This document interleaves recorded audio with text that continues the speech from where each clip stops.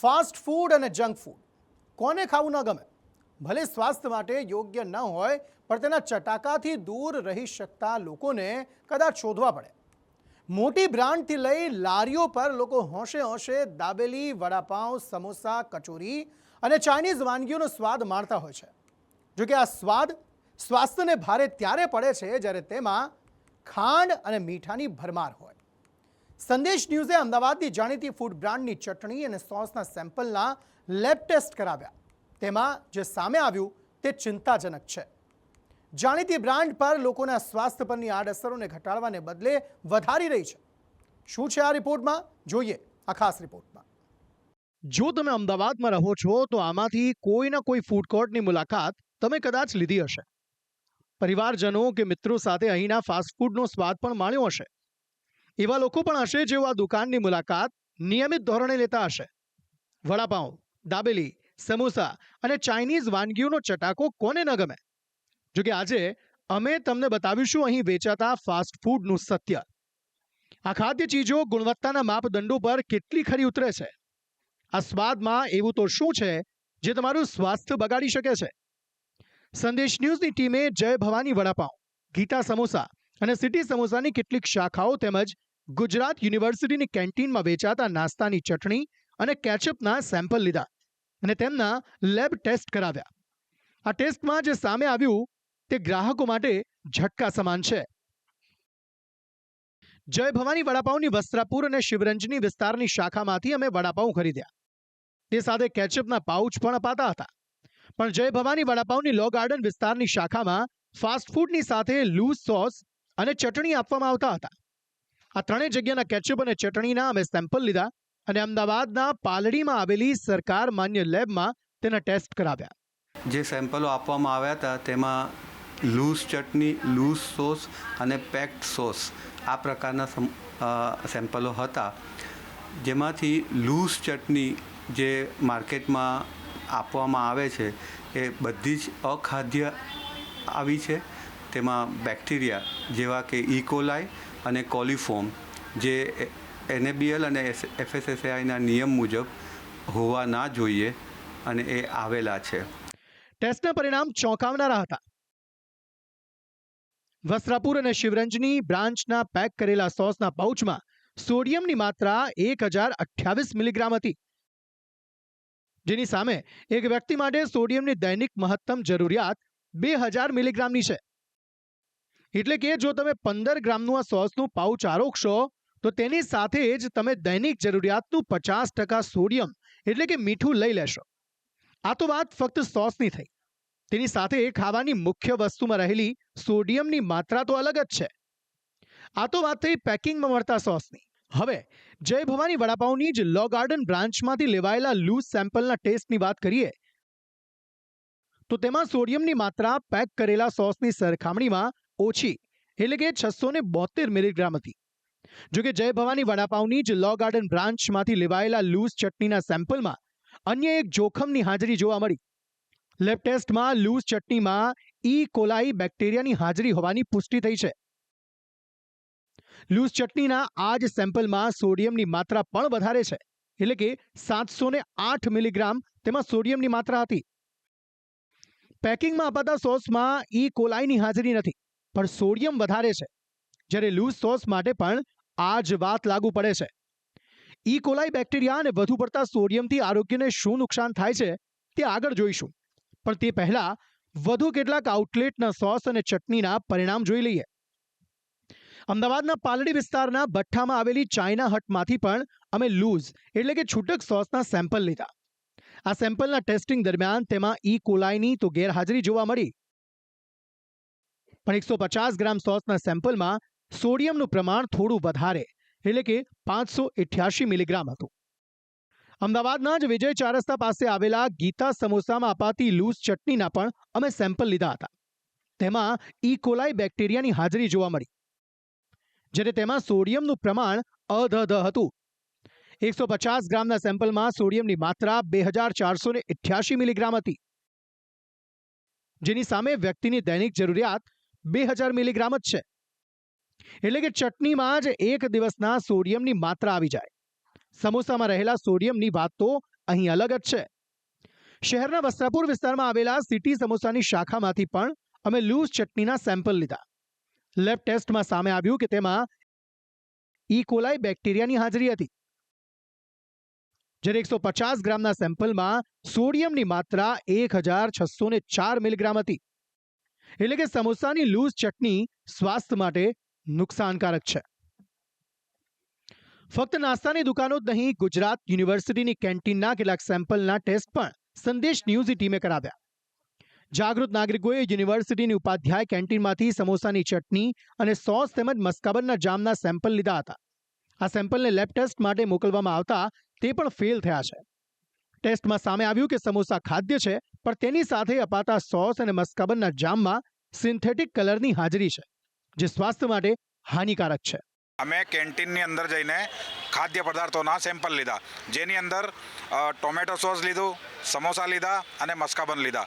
જેની અંદર મસ્કાબન અને ટોમેટો સોસ જે છે એ અમદાવાદ મ્યુનિસિપલ કોર્પોરેશનની જે પબ્લિક હેલ્થ લેબોરેટરી છે તેની અંદર સેમ્પલ માટે આપવામાં આવ્યા. અને આખી પ્રોસેસ કર્યા પછી જે રિપોર્ટ બહાર આવ્યો એની અંદર મસ્કાબનની અંદર યલો કલર ડિટેક્ટ થયો અને સિન્થેટિક કલર ડિટેક્ટ થયું. એમ જ ટોમેટો સોસની ગુણવત્તા પણ અખાદ્ય આવી, જેની અંદર પણ સિન્થેટિક કલર દેખાય છે, જેના કારણે ગંભીર બીમારી સામે થાય, વિદ્યાર્થીઓને થાય એવી પરિસ્થિતિ છે.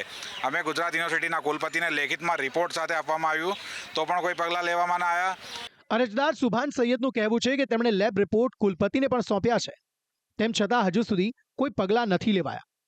તો બીજી તરફ કેન્ટીનના સંચાલકનું માનીએ તો કેન્ટીનમાં ગુણવત્તાયુક્ત ચીજવસ્તુઓનો ઉપયોગ કરવામાં આવે છે. બટર મારો 100% અમૂલ ને ડેલિશિયસનું બટર છે, હમણાં પણ પડ્યું છે, તમે જોઈ લો ફ્રીજમાં. એના અલાવા બીજી કોઈ વસ્તુ આવતી જ નથી. અને અંદર જે ઓલું તમે જામ લગાવો કે એ બધું કઈ એ પણ સનશાઇન કંપનીનો તે દિવસે એ જ વાપરતો હતો ને આજે એ જ છે. ઓકે, એટલે આ રિપોર્ટ આવ્યા પછી બી પ્રોડક્ટ ચેન્જ નથી કરી? હું 100% મારી જગ્યા ઉપર સિક્યોર છું. બધી જ પૂરું પક્કા બિલની સાથે તમને આપો જોઈ લો. હા, મેં મારા બનમસ્કાના જે હોય 19-20 એ મારા બેકરીવાળાને જણાવી દીધું, તો બેકરીવાળાએ મને બીજી પ્રકારના બનમસ્કા બનાવીને આપ્યા. હું તમને હમણાં ડિસ્પ્લે કરું. લેબ ટેસ્ટના પરિણામ દેખાડે છે કે નાસ્તાની દુકાનો અને કેન્ટીનોના નામ મોટા અને દર્શન ખોટા છે. ફાસ્ટ ફૂડ સ્વાસ્થ્ય માટે તો જોખમી છે જ, કેમ કે તેમાં તેલ, બટર અને પનીર જેવી વસ્તુઓ તેમજ શુગર અને મીઠાનો બેફામ ઉપયોગ થાય છે. પણ વેપારીઓ જ્યારે સોલ્ટ અને શુગરની માત્રાનું નિયમન નથી કરતા, ત્યારે લોકોનું સ્વાસ્થ્ય વધુ જોખમાય છે. ICMRની ગાઈડલાઈન પ્રમાણે વ્યક્તિએ એક દિવસમાં 5 ગ્રામથી વધુ સોલ્ટ એટલે કે મીઠું ન ખાવું જોઈએ. સોલ્ટના માધ્યમથી શરીરમાં જતા સોડિયમ માટે આ માત્રા 2000 મિલીગ્રામ છે.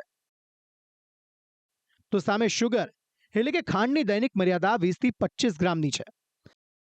થોડી ચટણી અને સોસમાંથી જ વ્યક્તિની ખાંડ અને મીઠાની દૈનિક જરૂરિયાત પૂરી થઈ જાય છે. અન્ય નાસ્તો અને જમવાનું તો અલગ. શરીર પર તેના પરિણામ અંગે વિચારવું જેવું છે. વધુ પડતા ખાંડ અને મીઠાના સેવનથી વ્યક્તિ મેદસ્વીતા, ડાયાબિટીસ, બ્લડ પ્રેશર, હૃદયના રોગ અને બ્રેઇન સ્ટ્રોક જેવી બીમારીનો શિકાર બની શકે છે. જાગૃતતા જરૂરી છે, કેમ કે જો આપણે લેબલ વાંચીએ, ફૂડ લેબલ વાંચીએ, તો આપણને ખબર પડે કે એમાં સોલ્ટ કન્ટેન્ટ કેટલું છે, જે સોડિયમ ઉપરથી ખબર પડે. સોડિયમની વેલ્યુ જે હોય એના કરતાં 2.5 ગણું સોલ્ટ એમાં હોય.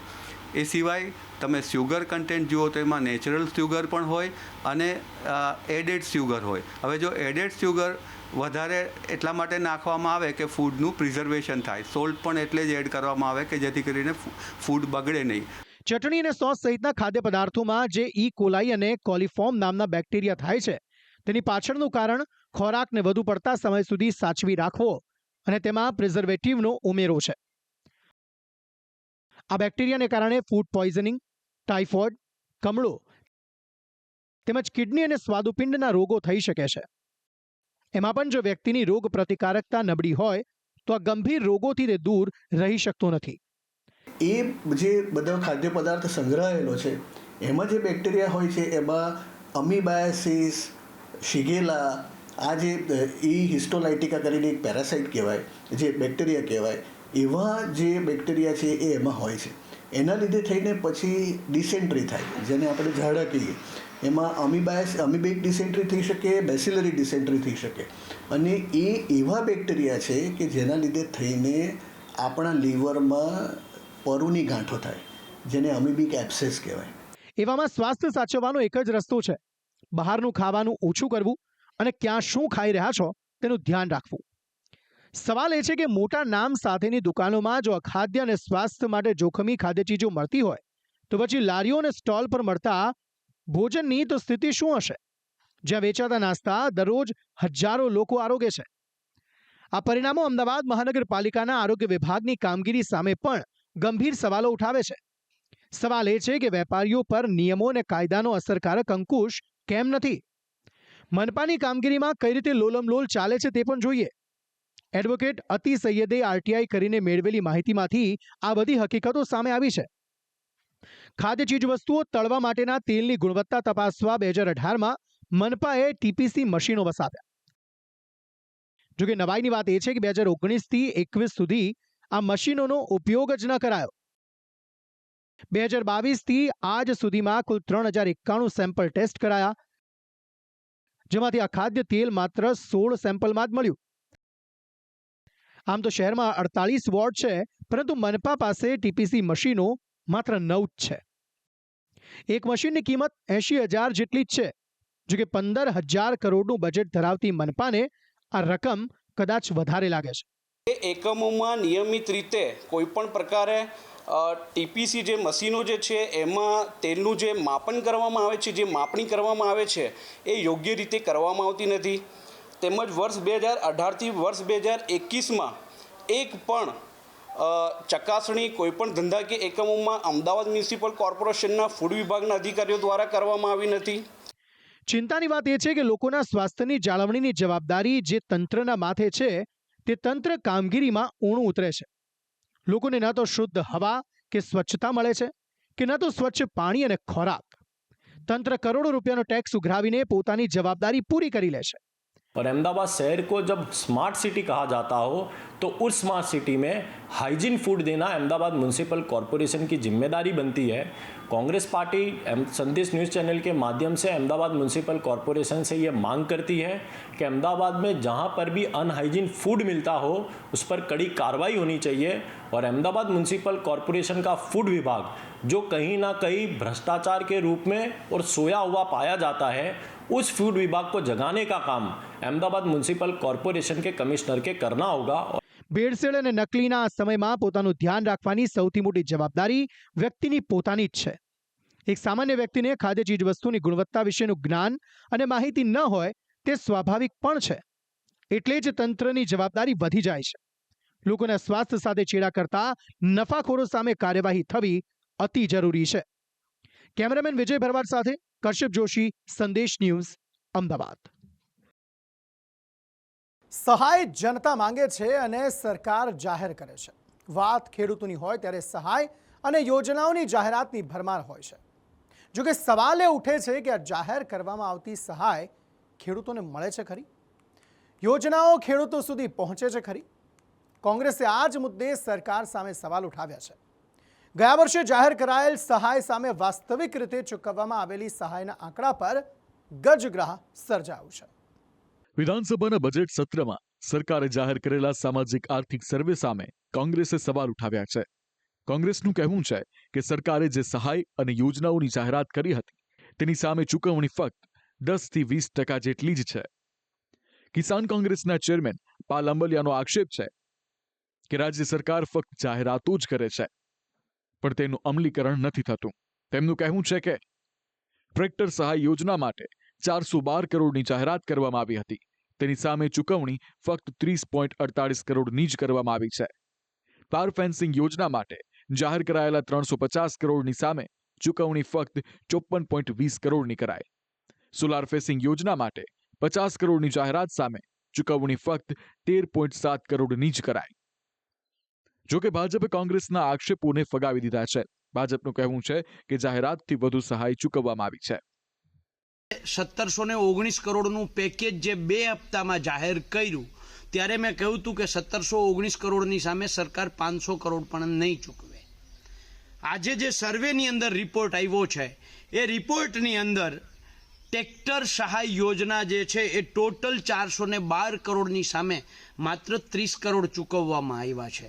એવી જ રીતે તાર ફેન્સિંગ યોજના જે છે એ 350 કરોડની સામે માત્ર 54 કરોડ જ ચૂકવવામાં આવ્યા છે. વાસ્તવમાં એમણે જો પ્રેક્ટિકલ અભ્યાસ કર્યો હોત અથવા સરકાર પાસેથી માહિતી લેવાનો પ્રયત્ન કર્યો હોત તો જે 30 કરોડની ટ્રેક્ટર સહાયની વાત કરી છે, આજે વર્તમાનમાં ચાલુ માસ સુધીમાં ટ્રેક્ટરની 150 કરોડની સહાય ચૂકવી છે.